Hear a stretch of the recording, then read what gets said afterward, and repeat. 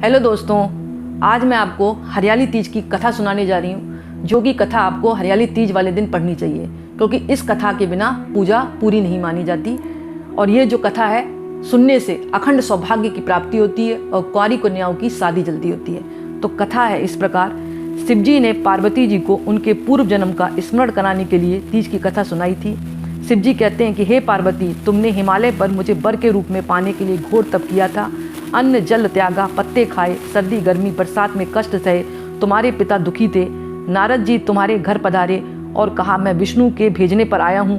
वह आपकी कन्या से प्रसन्न होकर विवाह करना चाहते हैं, अपनी राय बताएं। पर्वतराज प्रसन्नता से तुम्हारा विवाह विष्णु जी के साथ करने को तैयार हो गए।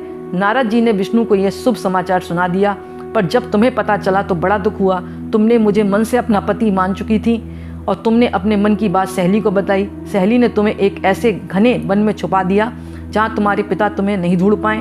वहाँ तुम तप करने लगी और तुम्हारे लुप्त होने से पिता चिंतित होकर सोचने लगे, यदि इस बीच विष्णु बारात लेकर आ गए तो क्या होगा।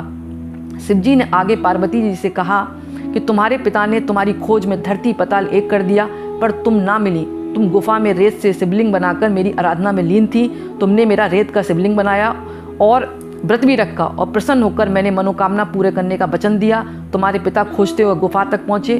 तुमने बताया कि अधिकांश जीवन शिवजी को पति के रूप में मैंने प्राप्त कर लिया है और बहुत ज़्यादा तप किया है और ये तप मेरा सफल रहा है। शिवजी को ही मैंने वरण के रूप में स्वीकार किया है। मैं आपके साथ एक ही शर्त पर चलूँगी, यदि आप मेरा विवाह शिवजी के साथ करेंगे।